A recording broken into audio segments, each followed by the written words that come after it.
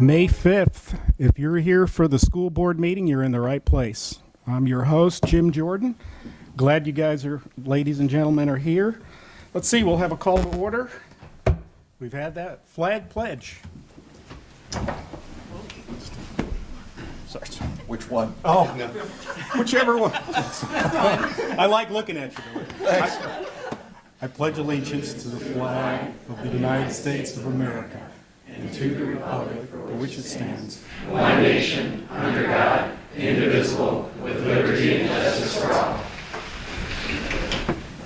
Okay, we'll have the roll call for the board, and it looks like we've got all 7 members present. Christina Simpson, Steve Ryan, Eric Gleason, your host, Jim Jordan, Julie Thies, Mary Schilling, and Spencer Gordon, all present. Great. Okay, item 2, approval of the agenda. Is there a motion to approve the agenda? Move to approve the agenda as presented. I'll second. All in favor, say aye. Aye. Aye. Okay, good.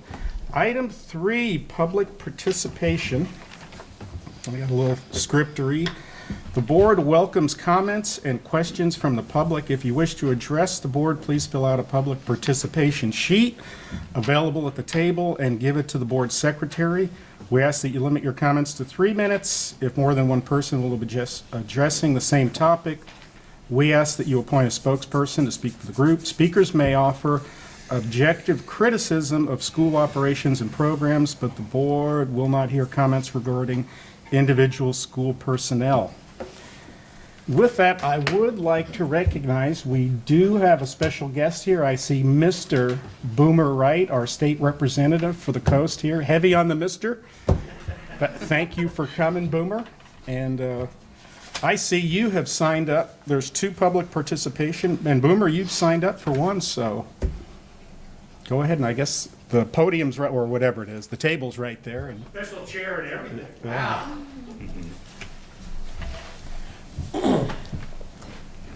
Well, first of all, thank you for what you do. Without your guidance and the guidance of school boards across the state, I think we'd be in much more trouble than what we are right now. You've weathered some amazing difficulties, and in talking to people of this district, I will say that they are appreciative of your leadership. So as your representative, I do serve on the Education Committee for the state and the Early Childhood Education Committee, along with Behavioral Health and Veterans and Emergency Management. I've just been appointed to the Gaming Commission, so that'll be an interesting new adventure into that world. But for me, I have always been a little concerned about where our lottery money goes. And I want to find out a little more about that and make sure it's heading in the right direction. I'm also on the broadband committee, and I'm working hard to make sure that broadband comes to this area and our students are able to use that facility. So anyway, I don't have a lot to say. I just wanted to come and be a part of this. And my background is in education. I spent 31 years in education as a teacher, as a principal and superintendent of schools. So I've been to a few board meetings and have always enjoyed them. So thank you.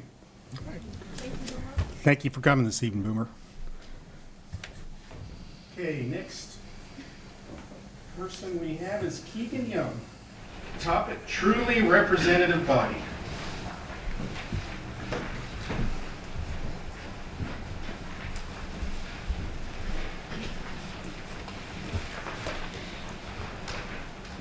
Good evening. Thank you all for giving me this opportunity to speak here today. I appreciate what you guys do as a student. As you know, my name is Keegan Young. I'm currently enrolled at North Bend High School, class of 2023. I'm here to speak on behalf of a proposed change for our high school and our school board. A change for the current students and the future students of our high school that would give them the voice on the school board. Over the last 2 months, our school principal, Daryl Johnston, and Superintendent Kevin Bogatin and I have discussed, and the 3 of us agree that the student's voice is very important. We agree, and hope you agree, that a student school board member would benefit our students, district, and community. If students are able to express their voice through a student school board member, it would show the school board what we, the students, are currently struggling with, need help with, and the things we need, and recognize that the students are the live stirring pot of the future. With an elected student suitable in the school board who represents the concerns and needs would thus be able to speak and report on these concerns and needs. With that being said, we have an opportunity to help speak up, show our concerns, and future school board members our concerns, needs, and change to help continue to be the best in the West. Our current practice of a student presenters to the board allows for sharing of current events and celebrations, but the opportunity to have a voice in items being deliberated by the board will ensure that our school board is truly representative body. Thank you very much for your time and consideration. Keegan, thank you for your public testimony. Appreciate. The board will carefully cogitate that proposal. Thank you. Okay, next on the agenda, item 4, communications. A, board reports and communication. Silence. Okay. Item 4B, student representatives Lennon Riddle and Ela Riddle.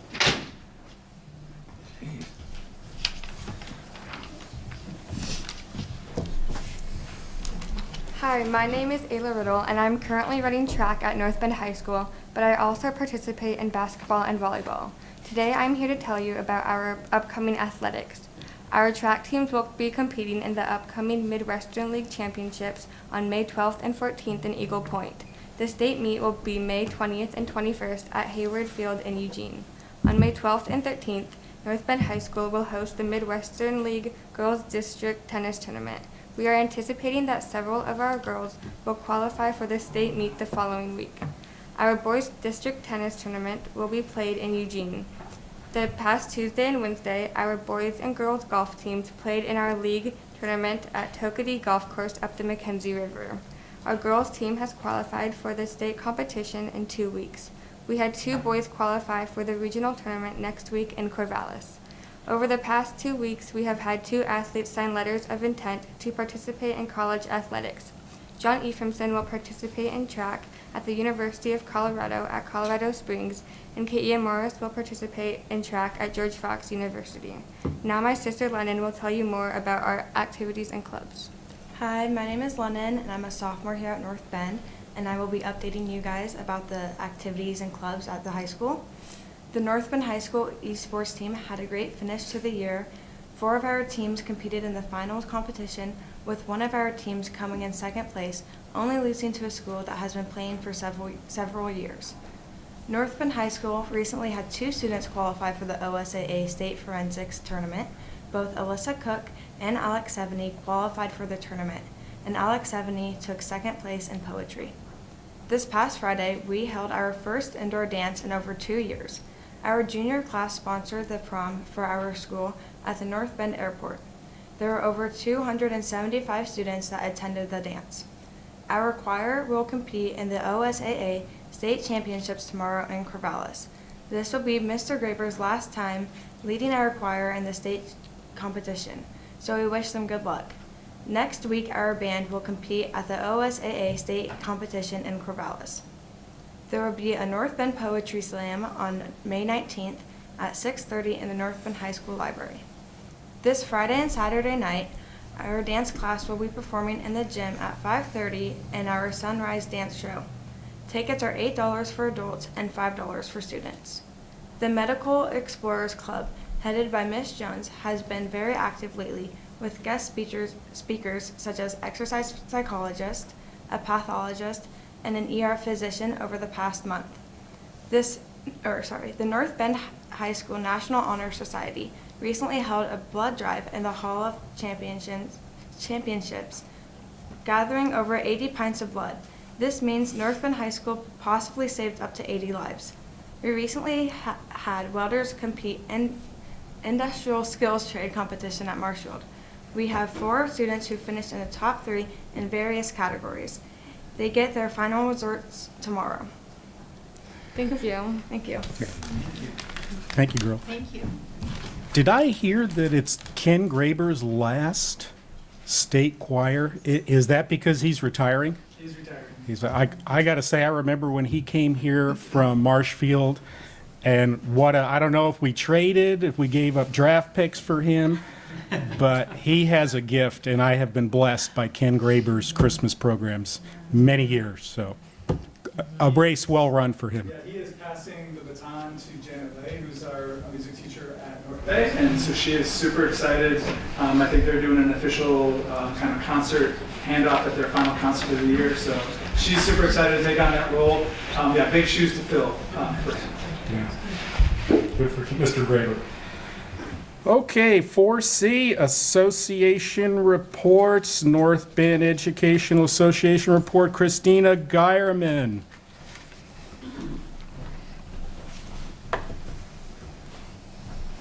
Hello, everybody. So the things are trucking along in the schools. The elementary reports that things are finally feeling normal. They're delighted to do Marathon Madness again. It just feels like we're back in the routine of how things used to be. And state testing had a few hiccups there, but it seems to be going okay. And we're excited to see how our students are measuring up. We've been working really hard with them all year. At the middle school, they wanted me to give a shout out to their EAs. They're helping the teachers survive by keeping the herd under control. And the teachers wanted to express their gratitude to Mr. Davidson and the cell phone policy that they've had, the away all day. They say that it's very effective. They're really enjoying having the kids focus all the time and having a consistent policy in all the classrooms that this is a learning environment. You are not to have these devices here. At the high school, the thing that we've been concerned about the most is the news that due to declining enrollment, we will have to cut 3 positions for the fall. Mr. Johnson's trying to be very deliberate and cut positions for people who were not returning, so we would lose a math, a Spanish, and an English teacher. When this was explained to me, the reasons why we had to do the cuts, we were talking about things like lack of family wage jobs in the area and the fact that the housing market is so high now. But I was looking at the numbers on our last agenda item, and it looks like if we compare the September to April numbers, our elementary schools, North Bay is up 16, Hillcrest is up 7, and the middle school's down 9. And that all seems to be pretty normal fluctuations. It's the high school that's down 83 students. And I was just wondering, and I apologize if you guys covered this last month when I was sick, if we had any idea why we'd lost so many. Because I really think that's worth finding out. I mean, I think the plan to expand CTE is great with the forestry thing, but it's hard. It's hard to go, okay, which subject is more important? I mean, our cores are important. I know that Mr. Johnston chose the math and English positions because those have the lowest class sizes, so it wouldn't be felt as badly. But the teachers are worried, and I know Mr. Johnston spoke at the last meeting about making us like the school for the South Coast and the place where people want to transfer to. And I am all for that. It's just, I really wish we knew why those numbers were so low. If it's something related to COVID, then it's not really our fault. It's not something we did wrong. The kids just had those years of distance learning, that year of distance learning, and some of them chose jobs over school. I don't know if it's Winter Lakes that's drawing them. I don't know what the reason is, and I really hope that we'll be able to figure that out so we can make sure we're taking the best path forward. Thank you for your time, everyone. Okay. Thank you, Christina. Any thoughts on enrollment, why it's declining, or do we want to take that on at the June meeting? I will come back with June as we talk about transfers and a bit of a proposal to move forward. It's enrollment statewide is down. I think the last report is 30,000 missing Oregonian students from public education. So this is not isolated to North Bend. It is a problem statewide. And again, I think we're going to be looking at TAP grant, Everyday Matters, kind of attendance grants and different things. But yeah, it'll be an ongoing conversation and plan for us. Thank you. So we'll take that on as an agenda item in June. You got it. You got it. Okay, 4D, Superintendent Report. I'll let them escape. We start with teacher appreciation. So we did a little.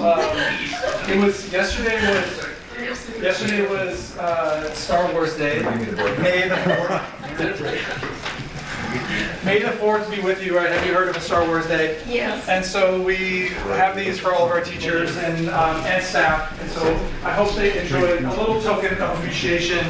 So this is Teacher Appreciation Week. Teachers change the lives of children every day. And while this year hasn't been virtual, I've been told by a lot of our teachers and staff that this has been one of the hardest years of their career.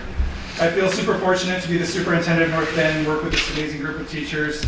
And I have a poem to share that was shared with me. It's called Teachers by Kevin William Huff, and he has a website called Picking Up Poetry. So this is called Teachers. Teachers paint their minds and guide their thoughts, share their achievements, and advise their faults. Inspire a love of knowledge and truth as you light the path which leads our youth. For our future brightens with each lesson you teach, each smile you lengthen, each goal you help reach. For the dawn of each poet, each philosopher and king begins with a teacher and the wisdom they bring. So thank you for our teachers, and I know, again, we do small little tokens. I think their schools and students and principals have hopefully taken care of them this week, and again, appreciate everything they do. This is Wednesday, May 11th, which is also coming up, is National School Nurse Day, and it's a day for people to show appreciation for nurses who are serving in our schools. Our district nurses, Kelly Barnett and Shannon Hoffman, along with our 4 dedicated nurse assistants, Daniel Howard at the high school, Sherry Allison at the middle school, Kendra Foltz at Hillcrest, and Cindy Fry at North Bay. These 6 individuals have worked hard to keep our schools, kids, and staff safe. While COVID had added to the complexity of being a school nurse, the day-to-day responsibilities have continued, which includes the dispensing of daily medications, overseeing health protocols, and of course, illnesses, injuries, and the occasional bump and bruise. So I've shared one poem with you, and so I figured you need to hear at least one more. It's, we're going to miss the poetry slam because we have a budget meeting, so you can get a little Overton poetry slam tonight, but that's not mine. This is Shel Silverstein's poem, Band-Aid. I have a Band-Aid on my finger, 1 on my knee and 1 on my nose, 1 on my heel and 2 on my shoulder, 3 on my elbow and 9 on my toes, 2 on my wrist and 1 on my ankle, 1 on my chin and 1 on my thigh, 4 on my belly and 5 on my bottom, 1 on my forehead and 1 on my eye, 1 on my neck, and in case I might need them, I have a box full of 35 more. But oh, I do think it's sort of a pity I don't have a cut or a sore. Which sounds about right for a school nurse. So, my last thing to share today is about House Bill 4030. Maybe Representative Wright, thanks for being here, could have maybe shared a little bit about this. Retention and recruitment is the title of this. So we are well aware of the challenges of the past 2 years, and employees have stepped up in a big way to fill in gaps, teach during their prep, take on additional duties, as well as cover duties for staff who are out sick, and we didn't have a substitute.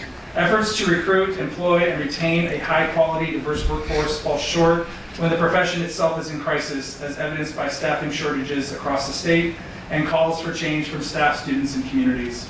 In response to these needs, the legislature passed House Bill 4030, which provides $78 million in grants to support retention and recruitment of K-12 educators and other support personnel in schools across Oregon.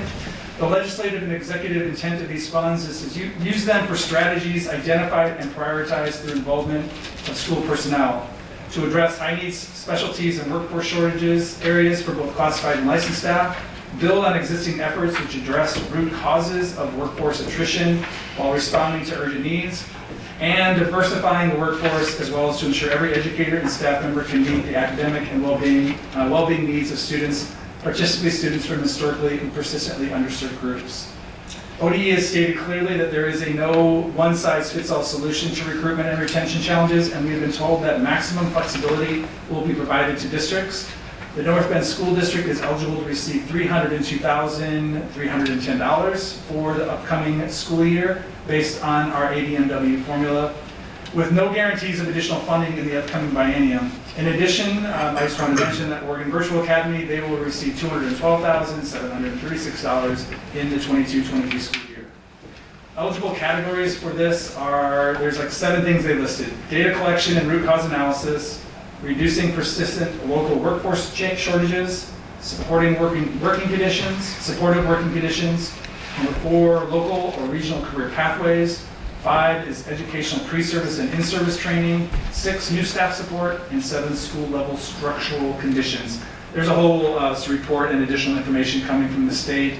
We will be working with our administrative team on some initial thoughts and engaging with our classified and certified folks in further discussion. This is a pretty quick timeline. We are required to submit an application for how we'll spend these funds by May 31st. Yeah, pretty quick.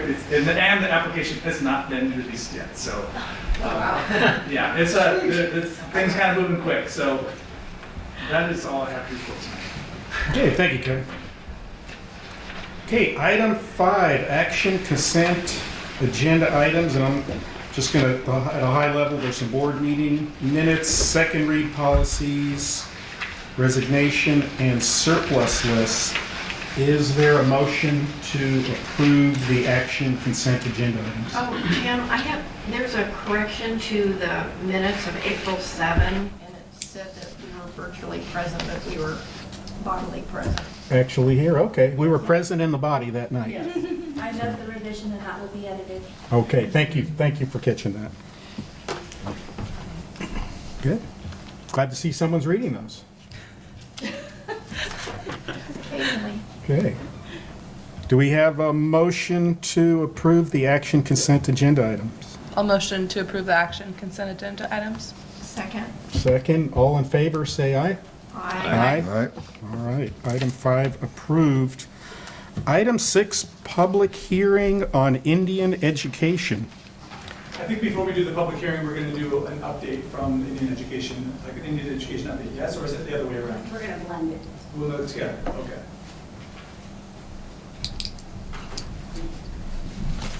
I think while you ladies are I do have a script to read, so I'll read that while you guys get seated. And let's note the time of the hearing open. Okay. So, item A, open public hearing on behalf of the North Bend School District. We would like to welcome you to the public hearing regarding Indian education.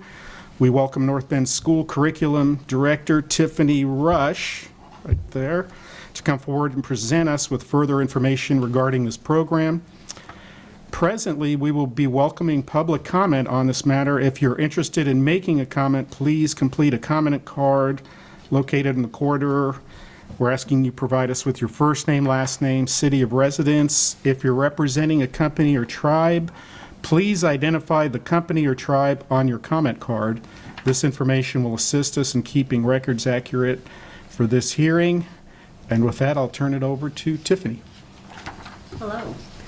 I also brought Tracy Lang, one of our instructional coaches. She's the district instructional coach. And one of the roles that she has taken on this year is to help support Indian education. And so in a board write-up we provided for you, one of the major components this year was a revamping of how we support and transition to something different that we have offered within Indian education. And the first piece of that was taking from where we were prior to the pandemic, and then in the midst of the pandemic, and then coming out of the pandemic, how do we best support? And so one of the major pieces that we tried to do in terms of the revamping piece is have families and parents give us feedback on what they would like to see.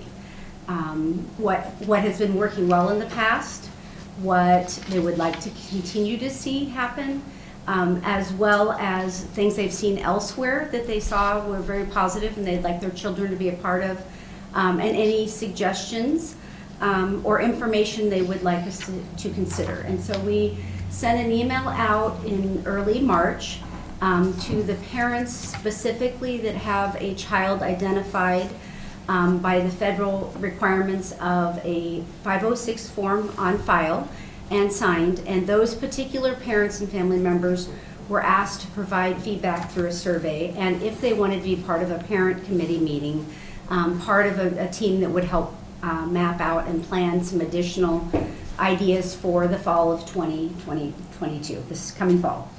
And so from there, we did some follow-up, because one of the major components in that was what they would like to see with their children. And cultural relevant activities and highlights of Native American history, tribal history was very important, as well as tutoring services.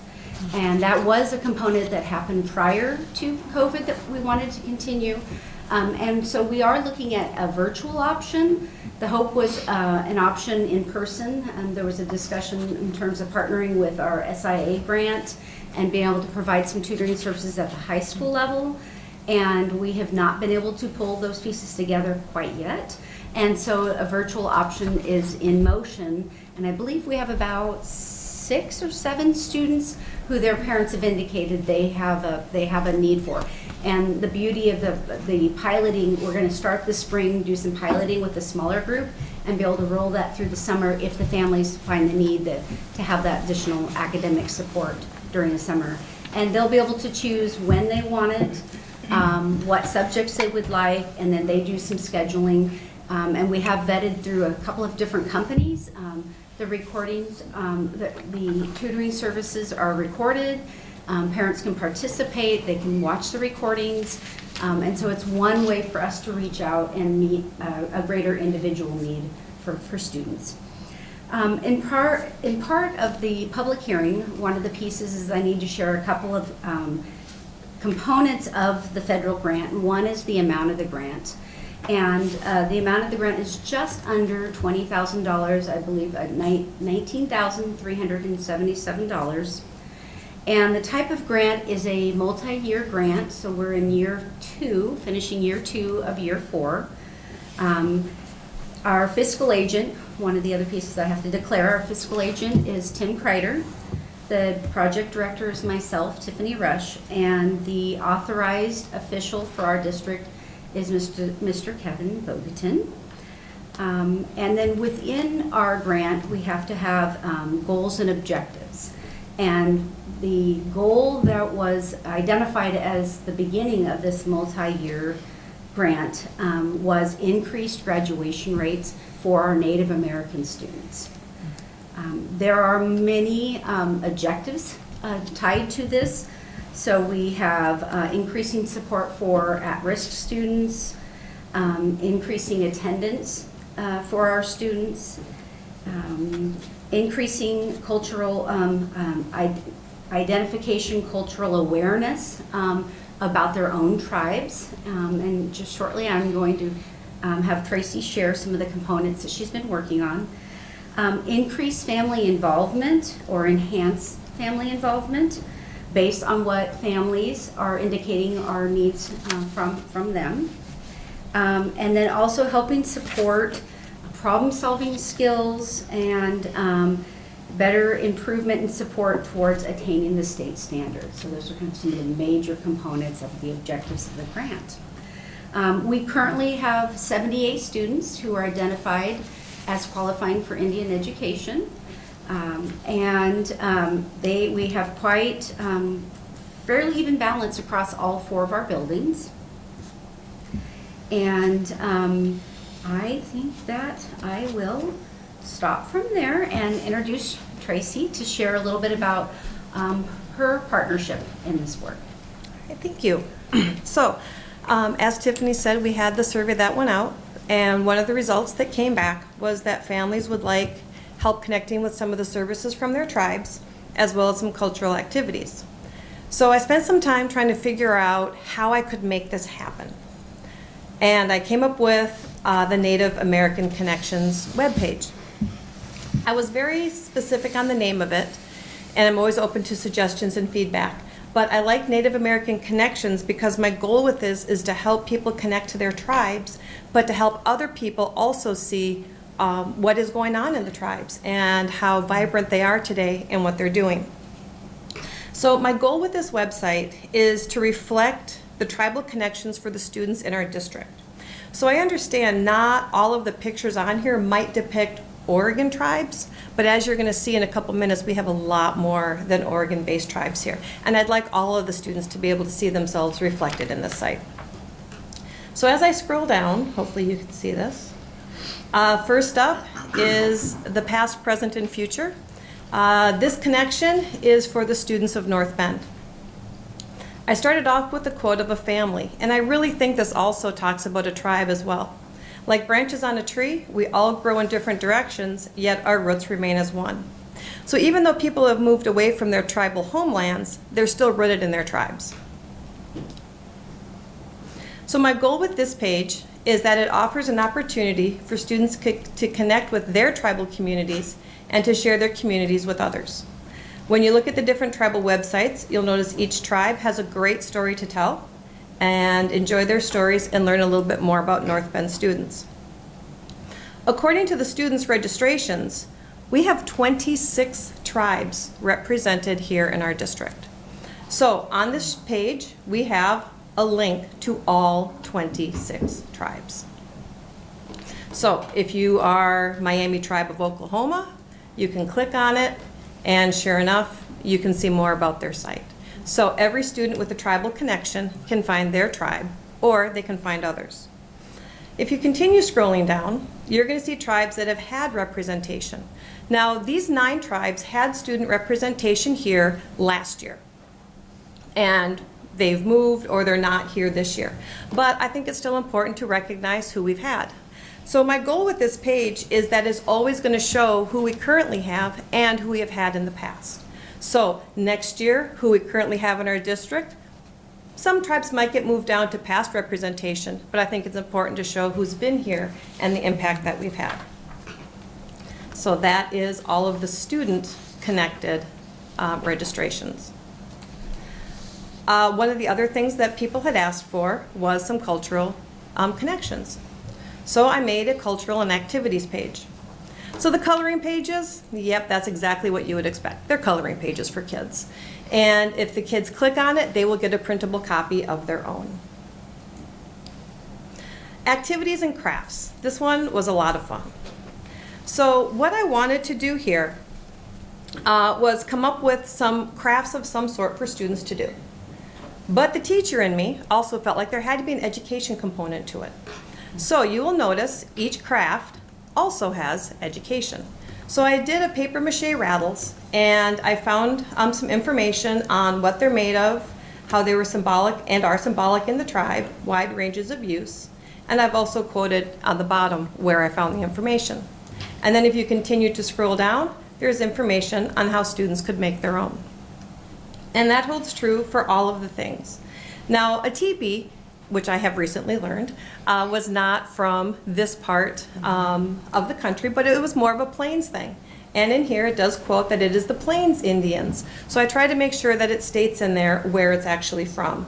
And there's all kinds of, well, so far I think we're up to 4 activities. But this is something that I would like to see continue to grow and change. And last, they're not nearly as exciting, but it's word searches and crossword puzzles. So I started making a word search for the 9 federally recognized tribes, along with the crossword puzzle, so students can see what they know about the tribes, and all the information is here on the website as well.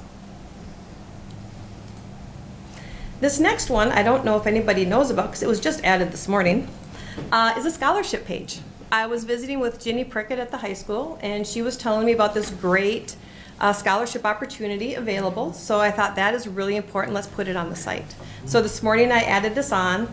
So students have access. They can find the press release, and they have links to the other pages. Ginny also shared with me some other scholarships available for Indian education, American Indian College Fund, and a few others, so they are included here as well.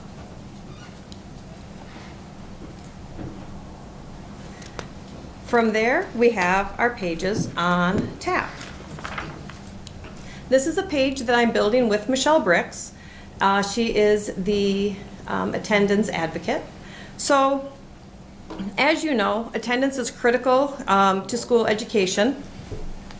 So we have a definition of chronic absenteeism, We also thought it was relevant to put a copy of the school calendar and facts about attendance.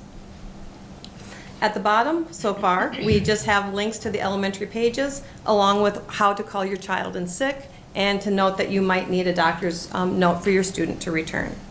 As we grow the TAP program, this page will also have more added into it. Tribal history, shared history, also known as Senate Bill 13. I wanted to include this because you hear a lot about it, and I thought it might be nice to have some more information. So here are all of the links to everything from the Department of Education. We have some categories with why is it mandated, what topics will be covered, curriculum requirements, and educational links. On here, I have included the links for all of the education from the state. I have also included the links to our local tribes as well. And last but not least is the federally non-recognized tribes. It kind of goes hand in hand with the Senate Bill 13. I included the copy of the map because I thought it would be great for people to visualize where in the state these tribes are located. And all of the tribal seals are also connected to the different tribes. So if you'd like to know about the Coquille tribe, simply click there and it will take you right to their website. So that is what I've been working on so far with the webpage. I also have an email section for people to email in their comments or concerns or things they'd like to see added. So in addition to being here tonight, I've also had the privilege of talking with the Indian Education Parent Committee, Josh Davies from our local Confederated tribe, and briefly Molly Hakama from the Coquille tribe. Their impact and feedback has been great, and I've been able to make some changes for what they had asked for on the page as well. It's been a lot of fun to create, and it's something that I think will be continually evolving and adding things in as they come up. Any questions on the website? I think it looks fantastic. Thank you. I really think it's really cool. Thanks. So yeah, thank you. I'm actually kind of blown away by it, to be honest with you. I think it's great. It was a lot of fun to do, and as things come up like it did this morning with the scholarships, I'm like, oh yeah, I can do that quick and get it added in.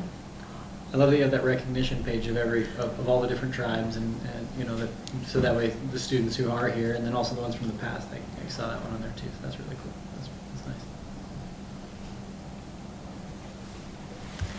nice. So I have one question about the grant that you're talking about. So is that a state of Oregon grant, or is that a federal grant? It's a federal grant through the Office of Indian Education. Okay. And you said it was you're in year 2 of 4. Does it renew at all, or you have to It reapply? does. It does. We can reapply. Okay.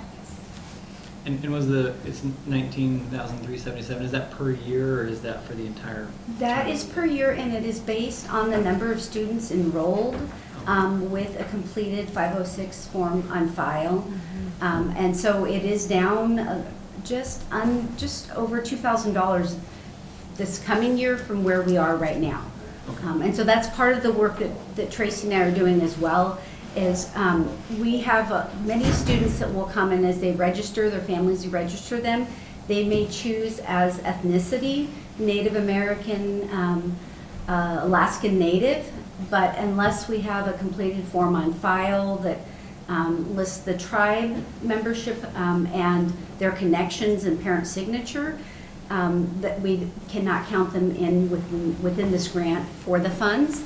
And so one of the things that we're trying to do is on a yearly basis, any new students coming to us with that ethnicity, reaching out to the family, sharing with them the opportunities that would be available to their child, and then letting them know it's an option if they would like to complete the form. So is this website currently live, or are we still kind of working on the development portion of it? Happy to say it did go live this afternoon. I was a little nervous about not having access to it here. So yes, it is up on the website. Great, it looks really great. Thank you. You guys did a good job. Is there a link to it on our page from our schools? Yes, webpage? there are currently 2 places that you can find it. One of them is under Family Resources. If you scroll down toward the bottom of the page on the left-hand side, you will see an NBSD Native American Connections. It is also located under the federal grants. Yes, and it's right here. So we're still talking about maybe putting it on a news thing so it shows up at the front. This was just a quick put it up there so I would stop panicking that it wouldn't be available tonight. I was a little nervous it wasn't going to show up, so. But it is up there.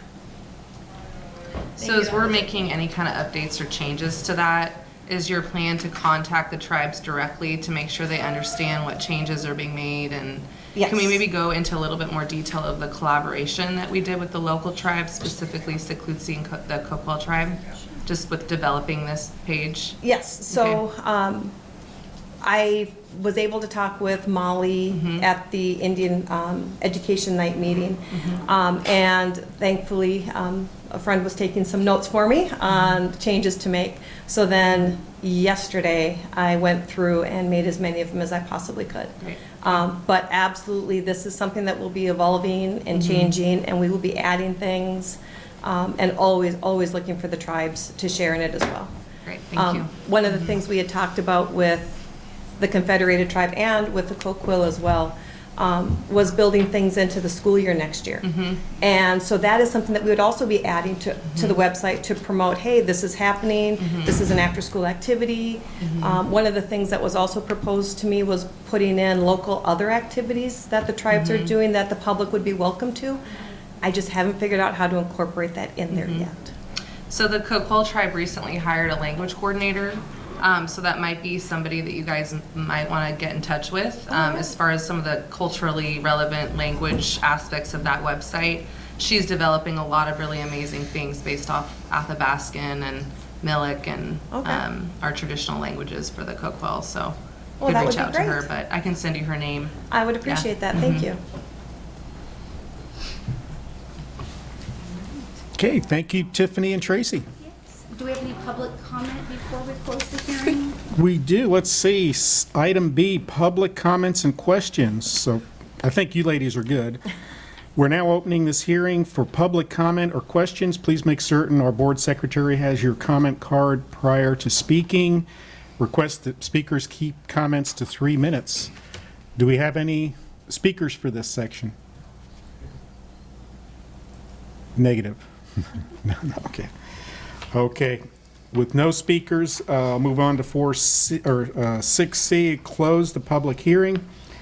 As there are no further comments, this public hearing is now closed. Good, thank you. Thank you. Thank you. May I take a moment to also introduce one of the gals that was very helpful with the TAP components and also the connection with both of our local tribes, which is Michelle Brick. Michelle, would you mind standing up and saying hello? Michelle is new to our tribal attendance pilot project grant, and has been doing an amazing job with attendance in our elementaries and very supportive across the district. I'm actually excited. I'm actually part of a lower Umpqua Indian tribe, so I'm excited to be part of that. And I just am getting on their education committee, so I'll be hopefully bridging some of those connections over too, which would be really nice. Okay, welcome, Michelle. Thank you. Thank you. Thank you, ladies. Thank you, ladies. Okay, agenda item 7, Pacific House update.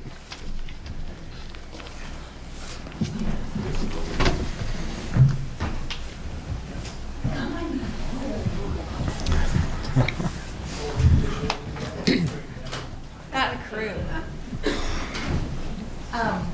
I'm Corinne Ross. I'm the Special Education Director. I guess I have to sit.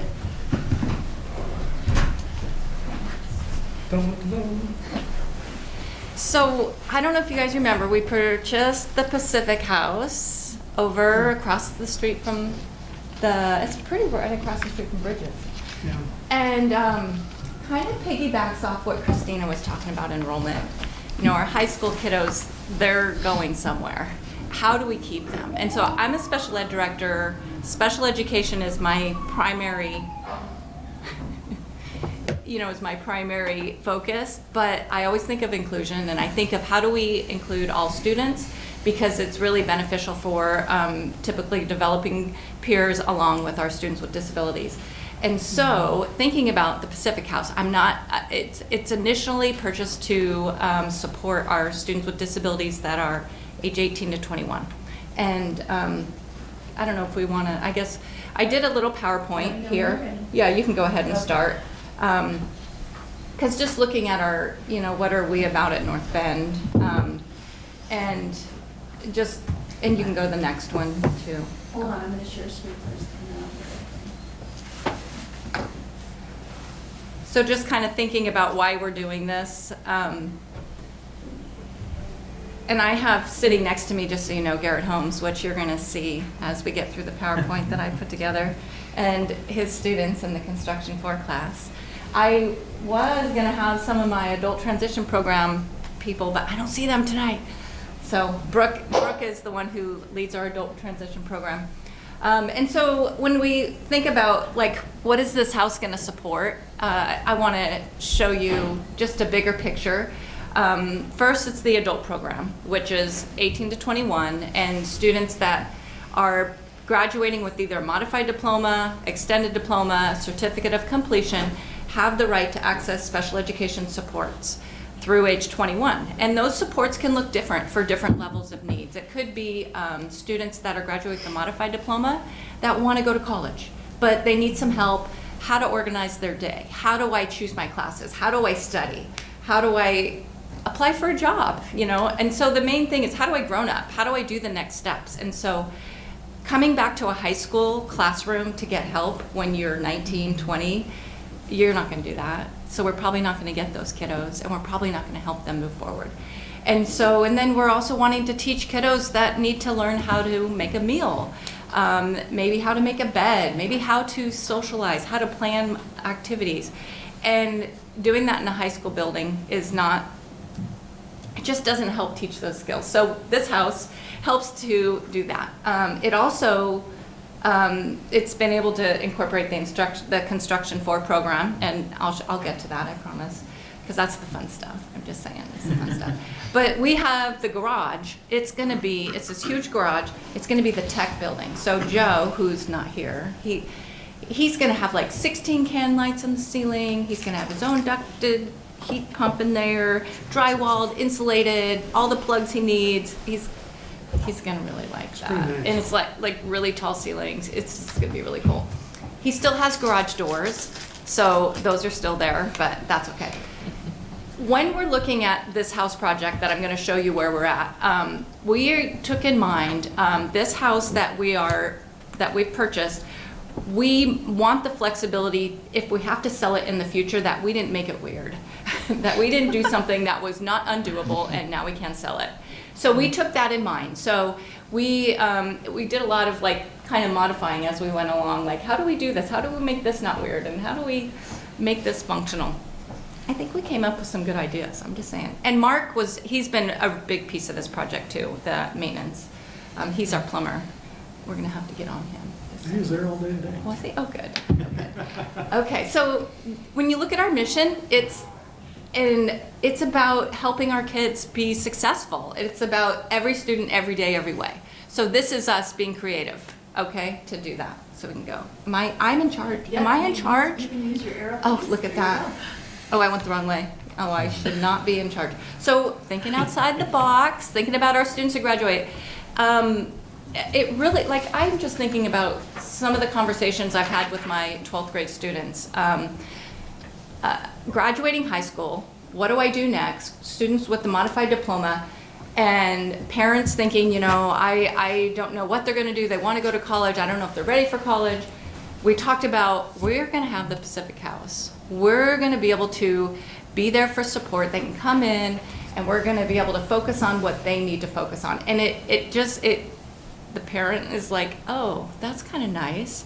And then the student's like, well, I might actually access that. Okay. So it's just, I went the wrong way again. Okay, so here is the house. So on the left is when we bought it. I know you can't see the faces because but that's our adult program. That's Kurt, Jennifer, and Brooke. They're the ones who run it. And those are some of our current students right there on the right. And so there's the house. That's the picture when we bought it. That's like I got off Zillow. So that's when we bought it last year. That I gotta see that. You see the ramp? You see the ramp on the front? It's gone. It was like rotted. Oh, look at this. Isn't this fun? So, I know, it's so cool. So Garrett, so when we think about CTE programs, okay, Garrett is amazing. He runs the most amazing CTE programs, but I need more of Garrett. I can't do this and get this stuff done without more of him. Because he runs a lot of programs and they're super awesome. And these kids don't have enough time there. They need to be there more. And they just get started and then they gotta pack up and they gotta go. And it's like, I got stuff for you. I got a list for them. They have things to do. We're gonna get it done. I know. They're really good. I'm gonna buy you guys lunch. Get you a set of meal bags. I know. So they ended up like taking this thing down to the studs, you guys. I mean, it's brought down to the studs. So if you see on the other side, the electrician has been busy. We did hire out an electrician because we realized everything has got to go. Wiring, power panels, everything.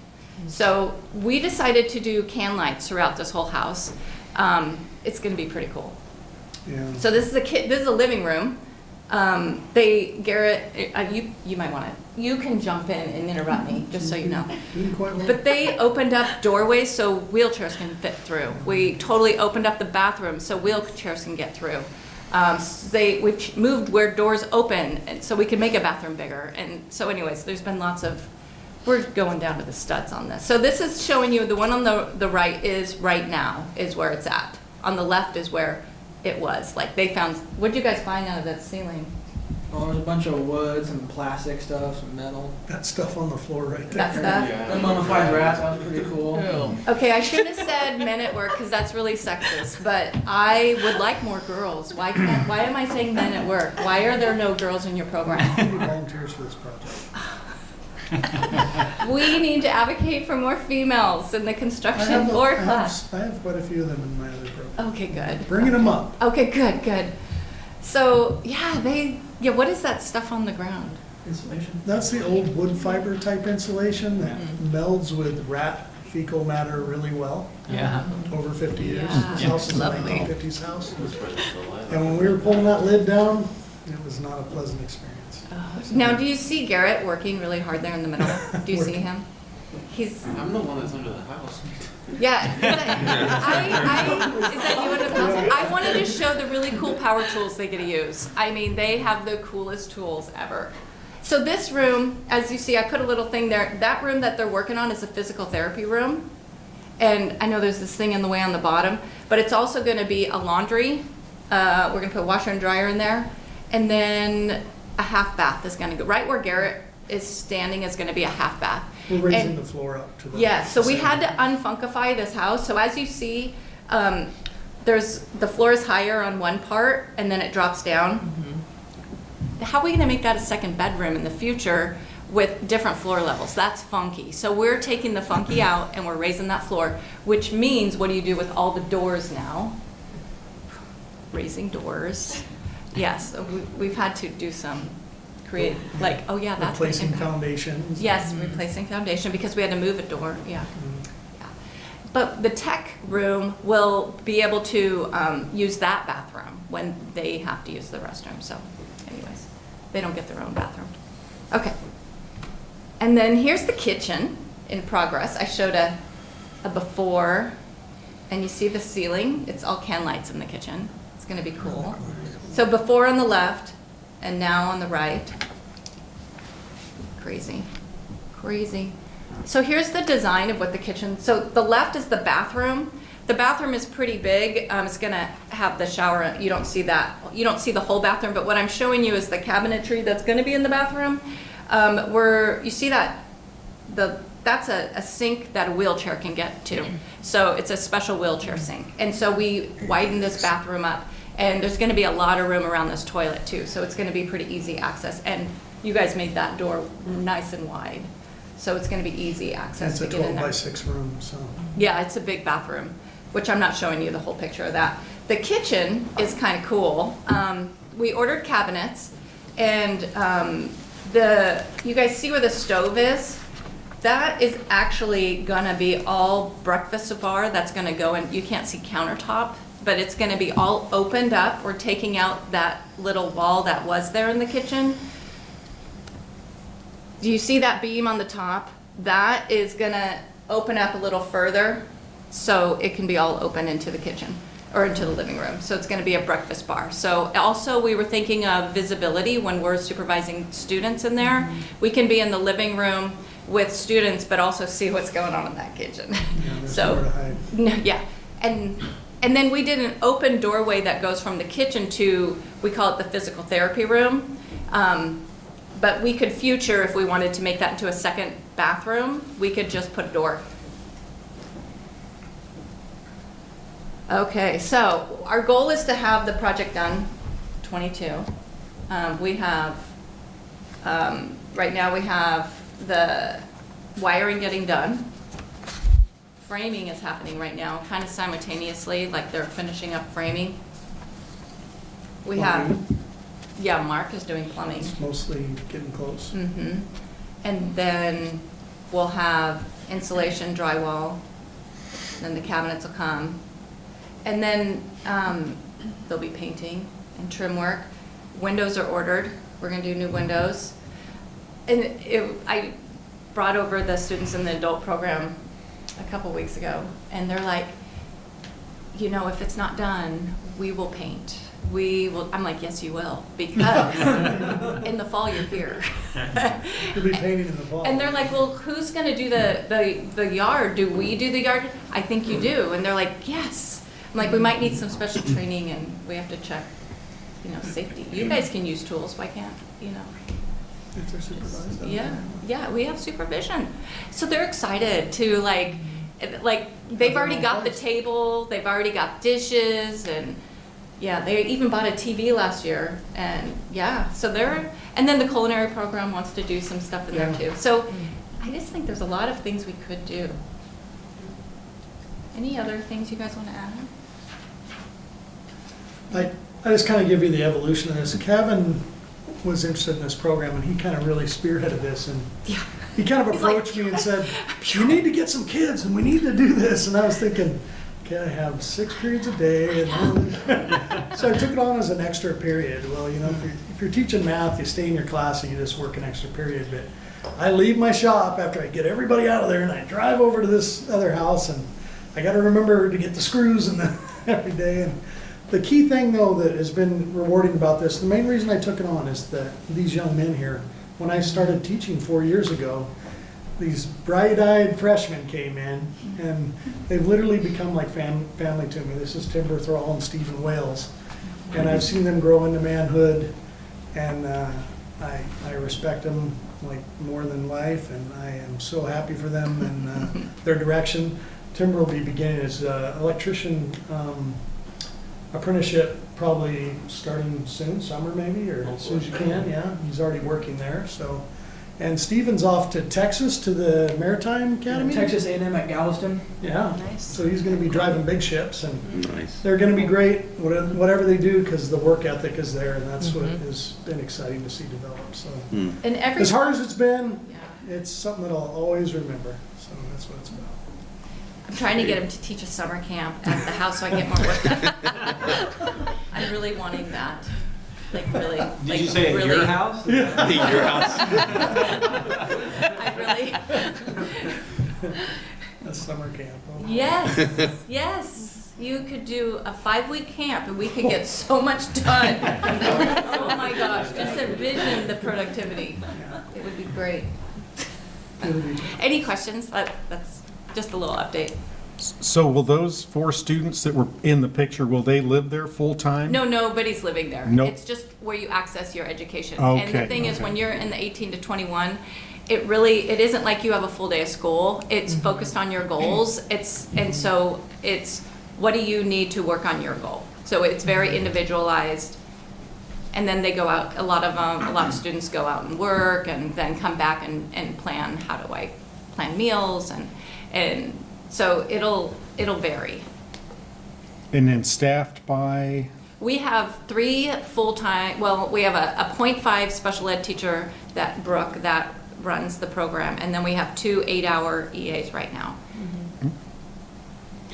Are those North Bend students, or? Yes, they're North Bend And students. are you gonna have other schools, kids from other schools come part of this program or anything like that, or outsource, or? That would just be like an interdistrict, it'd be like a transfer student, Okay. you know, so.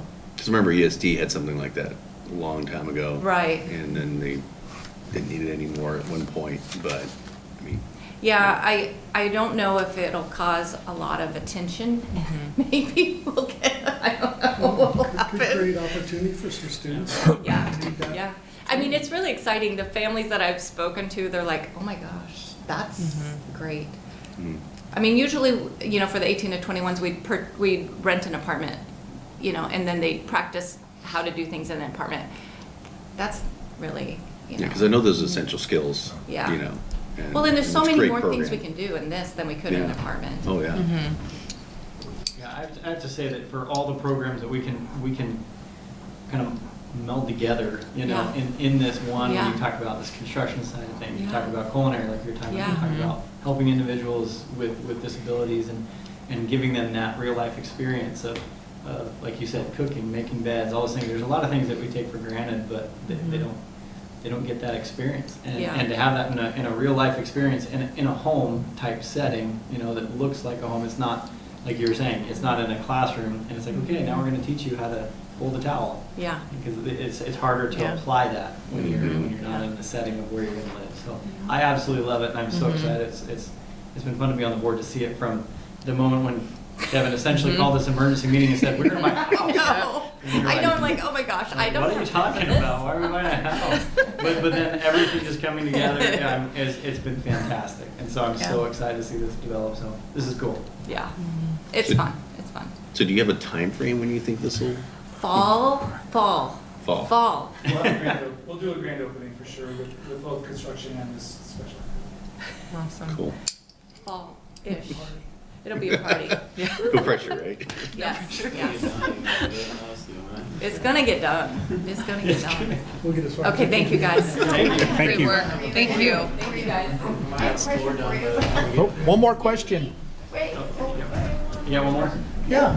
So I wanted to thank you all for the presentation. It was wonderful. Some of us toured the house when we could barely walk through it with Kevin. Right. And so I'm really looking forward to see the results in the fall. Yeah. And I did have a question. Do you have companies donating supplies, like you were talking about new windows, or do any of that? I didn't talk about like the money. We're out of time. She's kind of on the supply end of things, so I don't know about that. But, We just get yeah, we just show up and work. And, We just say, Mark, we need things. yeah, I don't know how that's working, but material-wise, a lot of the stuff has been pretty minimal because a lot of it was there, and like when we took walls out, we just reused stuff and headers and things like that. Mainly, for the most part, we just moved some things. We haven't done a lot of deconstruction of the interior structure, other than making it larger here and narrower here. And we are adding a significant floor in the one area, but some of the plumbing, for instance, was already in place that Mark's just adding on to. So you don't have like have to restart from scratch and plumb a whole house clear to the curb and all that, which is a big cost. We didn't seek donations for like windows or, we did when I think we budgeted ultimately some money because we knew we were gonna have to do certain things. It had an old wood stove and we're doing like a heat pump kind of. Right. pump thing. They're going to be ductless heat pumps. Yeah, I think. So we haven't looked for donations, but we did budget some money in this year's budget to make sure that we can do this project. Okay, thank you. Thank you guys for your time. Great work. Thank you. Thank you. Okay, agenda item 8, first read policy. Yeah, so in your packet, we just have one policy for you to look at tonight, and that was the policy ACB. And this is a new policy that was adopted about a year ago, or last January, I guess last year sometime. And it's been updated. It's a required policy from the state. The cover sheet kind of talked about this iteration around this kind of being developed in 2020. Again, this was, if you recall, This ACB was developed out of a push from a Coquille High School student. And so kind of went to the state board and helped kind of promote and push legislation to ultimately get this policy adopted. And again, there was some biased racial hate incidents that were occurring. And so she promoted this piece, and you saw a couple House bills. And the State Board of Education has continued to sort of amend some of this language to more align with state law as the rules and law really became submitted and enrolled. And so we have this policy adopted. It was adopted in June, or re-adopted in June. We did all of our policies. And so this is really updating things to more align with state law. I apologize on the AR side of it. The AR doesn't have the crossouts, and so it's a little bit hard to read, but I can tell you that we have a version that's online that has the chosen, the promptly, and building administrator. So again, there's not the changes in language match up, and we have the little bracketed language. I can get you the AR. We can bring that back next month with sort of if there's not any significant changes, we do second read, we can bring back the AR that's a little bit easier to read than this one, because this doesn't have the exact change language. But I'll take any questions on this. Again, you can kind of see a lot of crossouts. It just more aligns with the law. And again, even changing from all students belong to every student belongs. So again, they've changed, even the title got changed. Did this come to us through OSBA? This is, yes, through OSBA, and then again, kind of required changes as they're outlined. And again, I haven't really bring anything that hasn't been required. Per, I think, statute, I think this was supposed to be readopted in January, but I don't think it was even sent to us until January. So again, I'm trying to get some of these before the current school year ends, so that's our policies aligned with our state law. Perfect.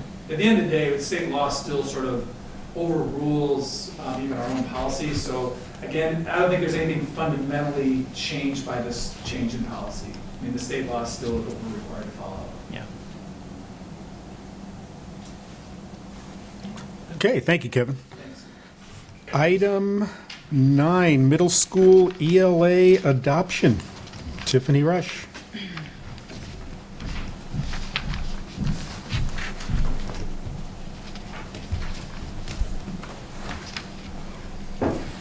Hello again.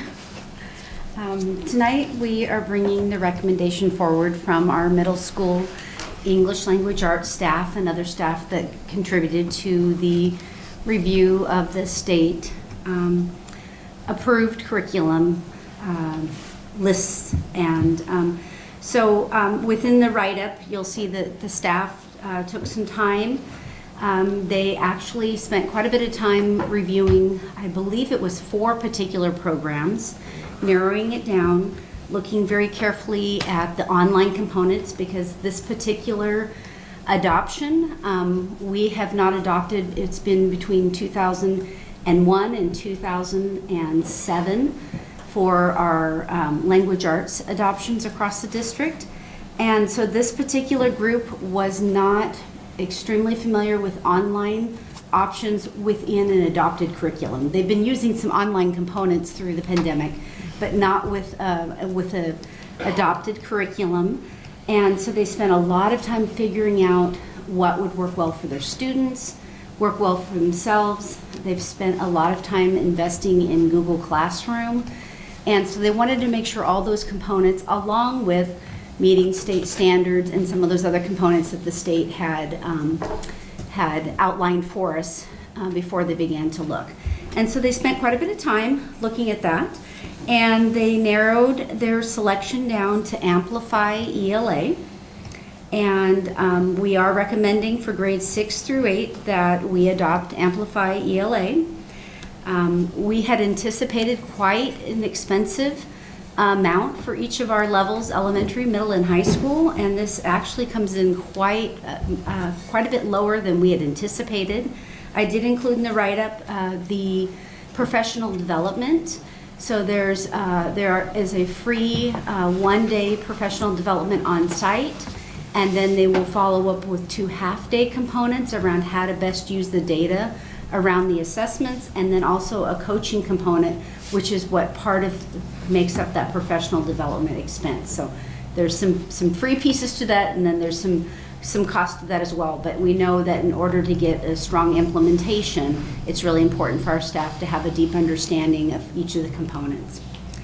And so we bring that recommendation forward, and I'd be happy to answer any questions you might have.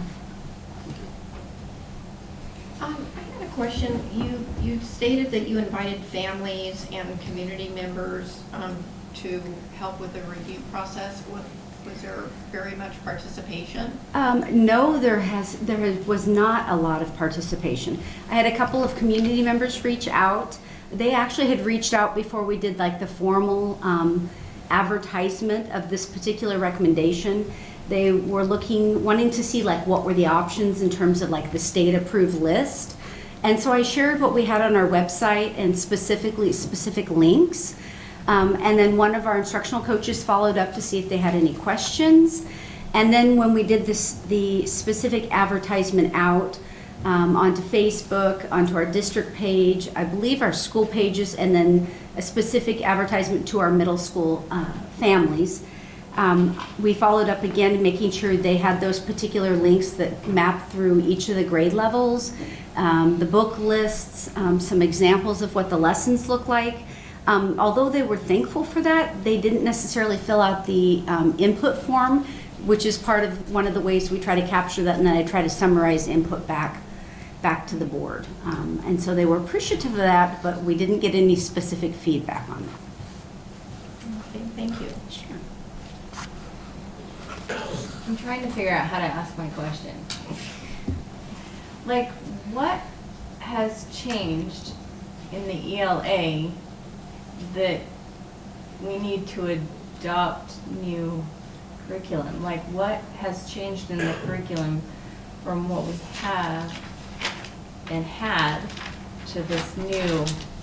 What prompted that change? So the state has an adoption cycle every 7 years, and part of what prompts that is a change in the state standards.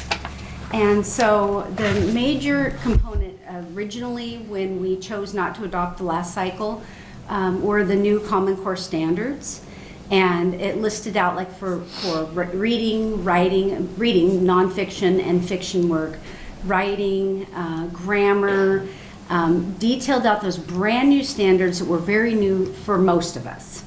And at that point, when we looked at the new curriculum coming, having an understanding of those new standards, we didn't necessarily have a strong understanding, and I would say that for administrators as well as some of our teachers. Some had a much better understanding than some of us. But as we looked at those, we weren't overly comfortable moving at that very point. So we thought, well, we'll stand back a little bit and take a look to see how this goes about in other districts and what this looks like. We got deep into that process and decided we would just continue to try to revamp the assessments that we had, whether those are like short, informal assessments, just quick checks to make sure students are gathering that information, understanding it, comprehending it, and being able to retain it, to more lengthy assessments, summative assessments, which might be like the end of a unit, could be like the end of a term. And so teachers were spending and investing a huge amount of time in creating their own assessments and aligning those to the new standards, which were vastly different from the standards that had come out like in 2007. So we spent a lot of time guiding that, a lot of time in terms of professional development. And then from there, once teachers had crafted some of those assessments, they felt like, well, gosh, looking at what's new, we have spent that time. I don't think we need that at this point. Now, as we look back, it was a huge amount of time. We still don't feel like those assessments align to the standards, to the point of what's most beneficial for students, communicating with families so parents understand what these assessments are and how they best align to the standards, and how their children are performing at the level. Are they proficient with those standards? and then obviously the teachers and the time they spent aligning. So at this point, we feel like there's still a disconnect, and we don't feel like our current materials meet the requirements of the newly adopted state standards. It was slim. I mean, it was a tight fit, and they spent a lot of work making this last round. And then with the minor changes that have occurred, there's a vast difference. And I know Mr. Martin has been working with the elementary staff, and a lot more rigorous in terms of skills and strategies.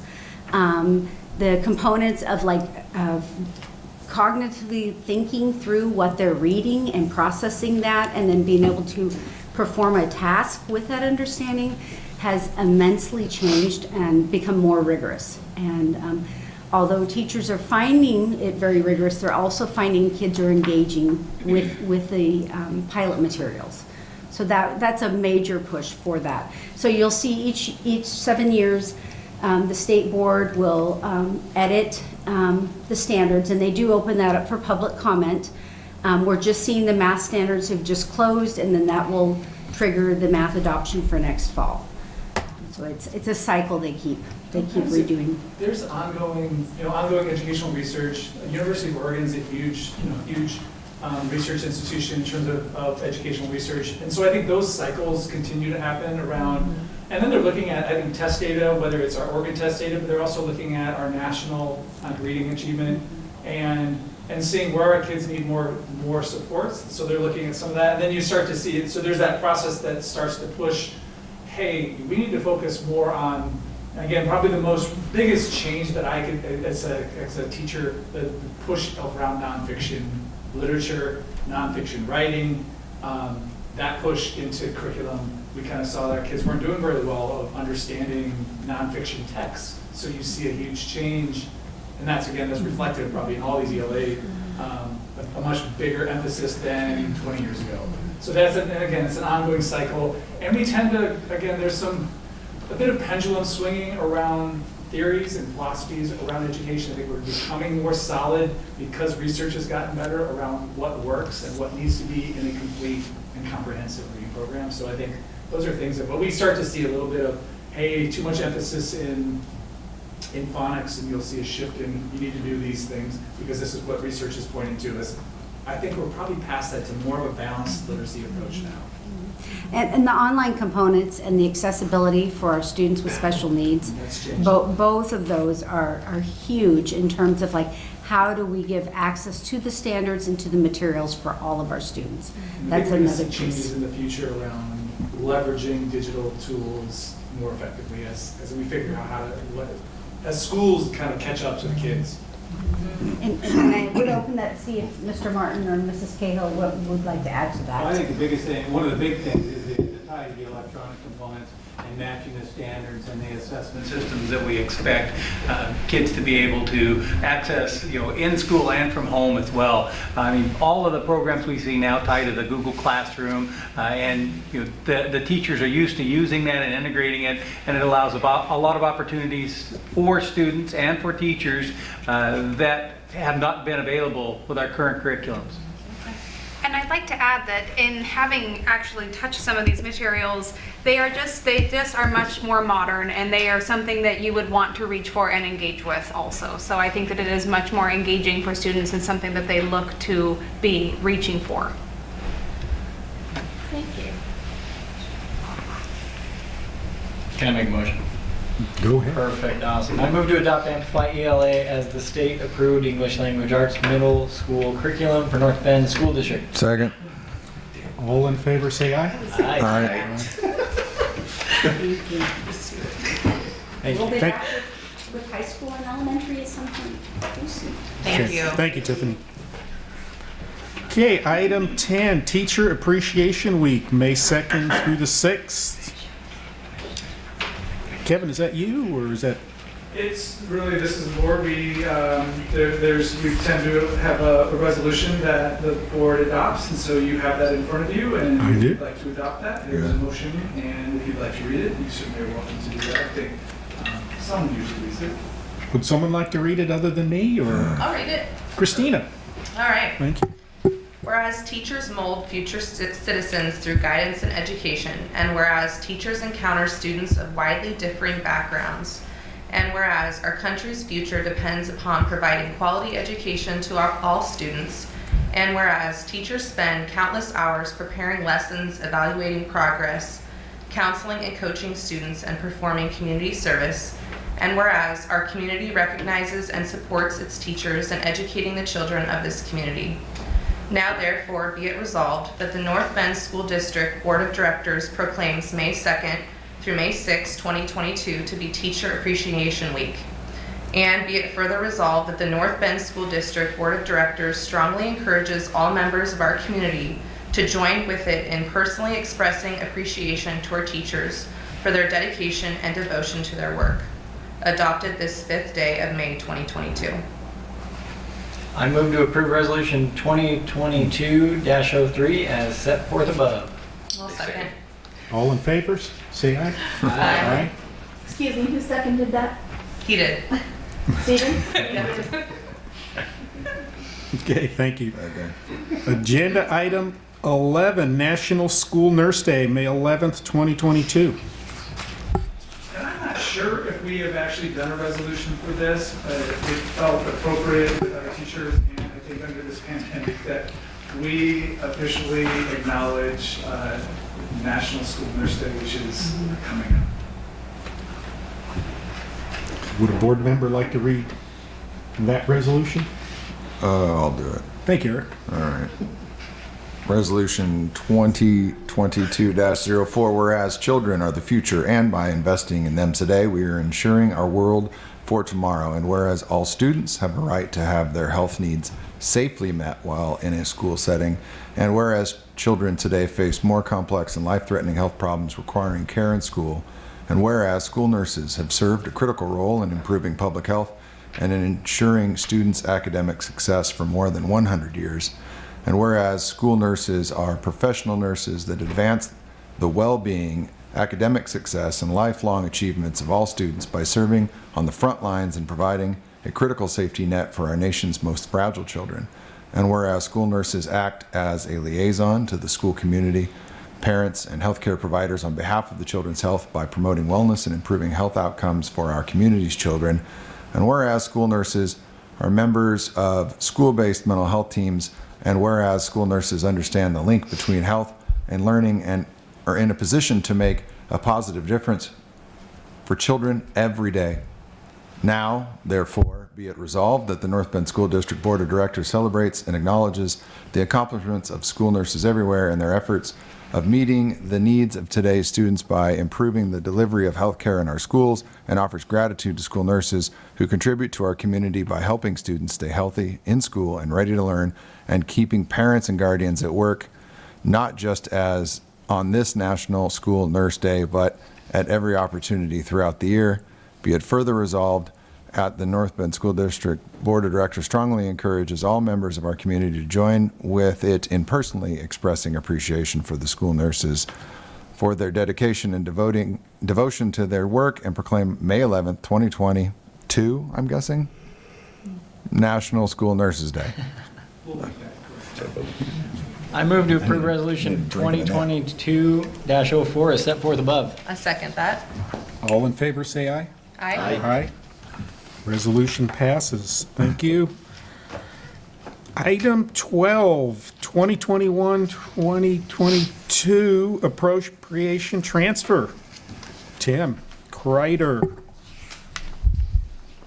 Let's get to some excitement. Those appropriation transfers. So this is our first appropriation transfer this year. When a board adopts a budget, it is a plan for a school year, and often plans change. And when we need to make adjustments, we make an appropriation transfer. So that's what is happening here today. The appropriation is the board granting the authority to spend money, and the ability to spend is broken down into categories in funds and functions. And at times, when we're doing our financial projections, we see that a fund or a function may be projected as being overspent. And so in order to avoid that, we do an appropriation transfer. So tonight, we are doing a transfer from the general fund instruction to support services. This is based solely on our financial projection software. We do not predict to be overspent in this category, but in the event it happens, we have the authority to spend that money.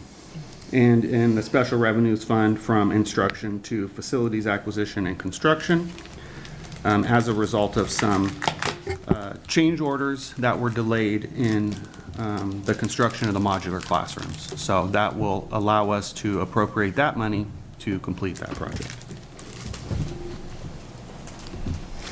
That's it. Okay. Any questions from the board on this transfer? I kind of have a question on the change orders. Yeah. What were the issues? Well, the construction costs were projected when we came to the board last year to install the modulars. And as we know, construction costs have soared essentially since the pandemic has hit us. So some of the things we planned for that we originally thought we could do with the from the architectural design, we couldn't do. So one example is the modular at Hillcrest. We wanted to initially put them in the parking lot, and then we had to put them in the field, which required some foundation work to be done. So as costs increased, things got delayed, work costs, and the price increased. Okay. Unavoidable, especially once you've already dug the hole and laid the trenches and purchased the modular.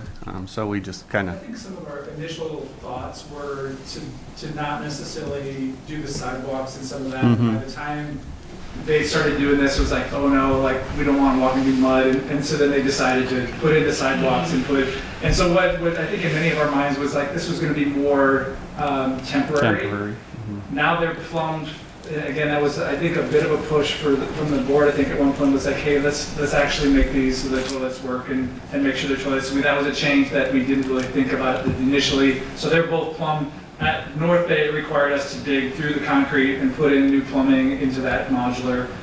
So while it looks kind of temporary, it's pretty permanent for at least for the next bit of duration. And they're super nice. So I know you haven't seen them.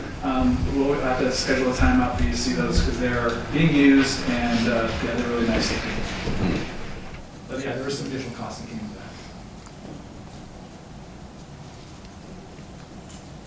that. I move to approve Resolution 2022-05, authorizing a transfer of appropriations in the general fund and the special revenue fund. I second it. There's the second, okay. All in favor, say aye. Aye. You guys need to draw a number. Thank you. Paper, rock, scissors or something. All right. Thank you for that. That's approved. Item 13, complaint to the board. The board met in executive session on the 21st of April and talked about 2 complaints, and we had present the board's attorney, Paul Dacopoulos, and we, of course, cannot make decisions or take action in executive session. That must be done in open session, so that's what we're doing here.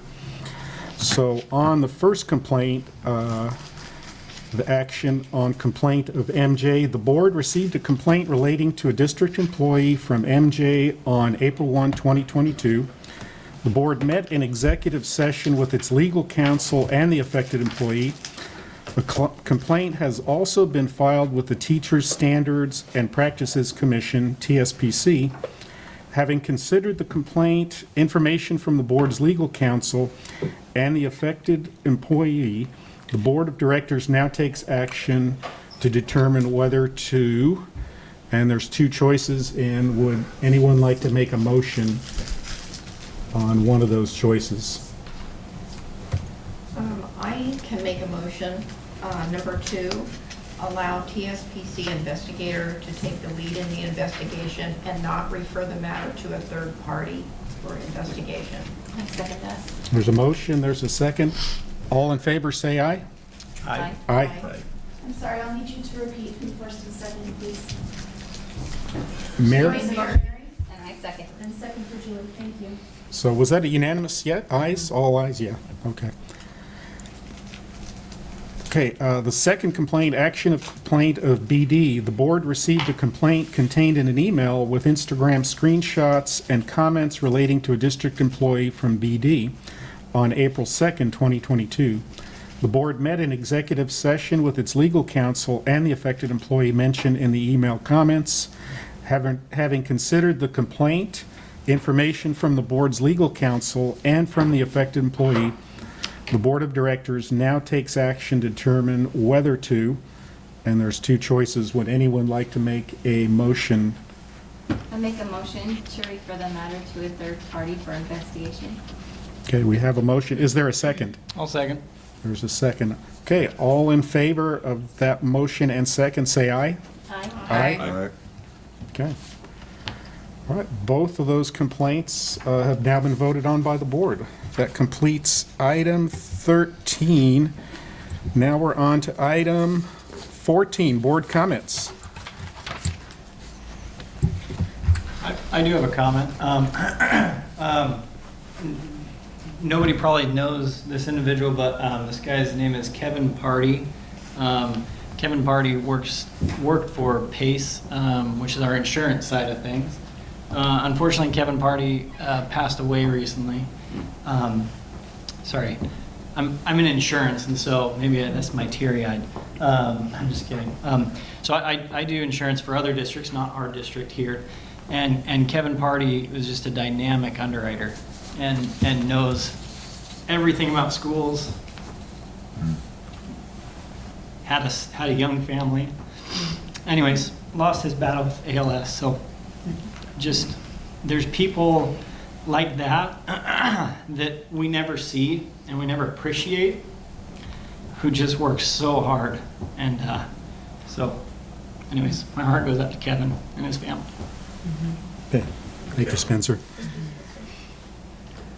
Any other board comments? Oh, I have some comments. I was wondering if we could get the parent view sent out to all the board members when those emails go out to the parents. I was wondering if that's possible to have that done. I don't know who to ask, maybe Kevin or... Looks like he's making a note. Thank you, Kevin. And we got a little bit of information on the online learning option from Tiffany a couple of months ago. And I was wondering if we could get an update on that in June. Yes, it's coming, it will be on the agenda in June. And I know we still need board action on the curriculum side of that. So I have invited Karis, who's the ESC superintendent, as well as they have hired a couple folks, and so the director of that program, or one of the lead teachers, will also be present to share about that online program. Okay, and then I had another comment. We have some scholarship recipients, and I was wondering if we could honor those. I mean, I don't even know who all they are. I only know of one, and I was wondering if we're going to plan to do anything like that in June. Yep. Hopefully. We usually do in June. Which one do we do? At least I remembered we do it usually in the June board meeting is usually where we recognize, well, not recognize, but just recognize as a whole, because there's usually a lot of scholarships that. So an update on scholarships, is that what you're asking in terms of some high school Yes. scholarships? Yes, that would be wonderful. Okay. Okay, and then I had one more comment, maybe one more. On the bond vote that's coming up on May 17, I was hoping that maybe somebody from the PAC could give us an update, or could we have one more community meet and greet where the board is informed that there is a community meet and greet, and whoever else in the community wants to ask questions. Would it be possible next week? We certainly can try to, yeah, we didn't have any takers on that. I thought we did a pretty good job of trying to get the word out. Obviously, down support. Awesome. Trying to get out to the community. We can certainly, I can have get something out and we can try once again. Okay. All right, that would be great. I think that's my last comment. Thank you, Jim. Okay. Thank you, Kevin. You bet. Any other board comments? I got some. So I know we had at last April meeting, we had report outs from the schools, which I thought were very good. Essentially performance report outs, talked about what was good, we need to work on. And along those lines, what I'd like to have the administrators and Kevin, the learning directors, and I see Christina Geierman, is I would like to see a presentation or a program brought forth to the board for the June meeting for what I would call Academic Summer School 2022, call it COVID Unfinished Learning. And so kind of the opportunity is, due to the COVID pandemic and the state of Oregon's response with distance learning, students have experienced learning gaps.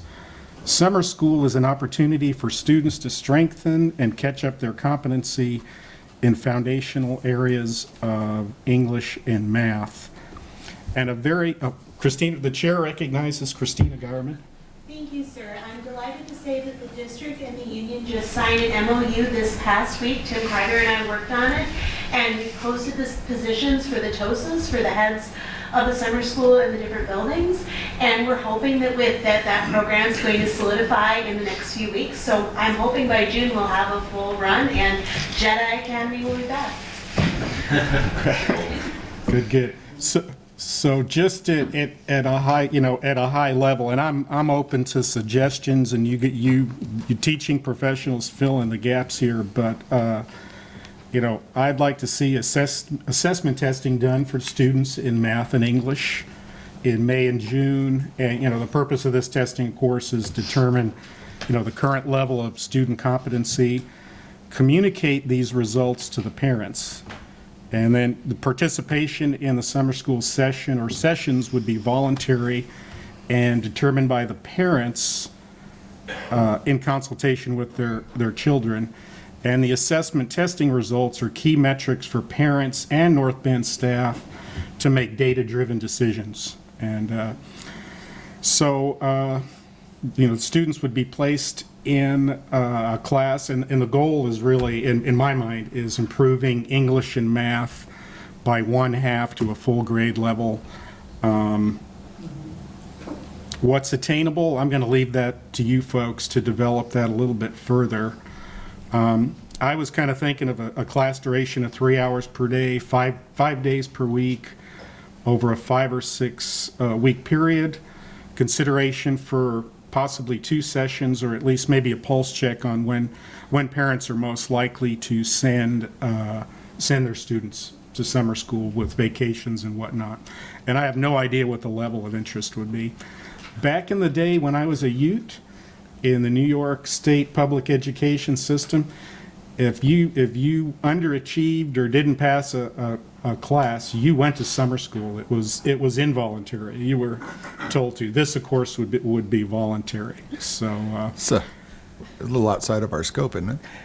I think it's, for me, I take your comment. I think it's an opportunity to be laid at the feet of parents, based on what's happened with COVID and what I hear about unfinished learning. So, and it may be that, you do this assessment testing, you tell the parents, and, maybe your student, they're going into the 5th grade, they're performing at 3rd grade in English and math. There's an opportunity to attend a summer school. Maybe they're interested, maybe they're not. I think this is a parent decision. So, and at the end of the summer school, there'd be another assessment testing to determine the effectiveness of the teaching and the learning. So, I'm wide open to suggestions on what might be effective, what the teachers think would be the best way to do this, different target age groups, what subjects. So, I'll take your comments as sort of as some guidance and certainly the operational side of it. I have a team that will be working on this, and whether that's all feasible, we will certainly take it under those as advisements. Thank you. Good. All right. Thank you for the time. Any other board comments? Okay, let's see. I think, my goodness, it is 7:40. Item 15, Information only, we've got Budget Committee meeting number 1, May 12th. Here, is it here, or is it at? It'll be at the district office and dinner will be provided. Oh, okay, So keep that in mind. That'll- We'll feed them. that'll bring the attendees in. We'll start at like 5:30, 5:30 to 6. Dinner will be ready at 5:30, so we'll start right at 6. Okay, great. Okay, then we got another meeting, the 19th, board meeting, June 2nd, and that's it. Item 16, I think we're ready to move to adjournment. Make a motion, we adjourn. Thank you.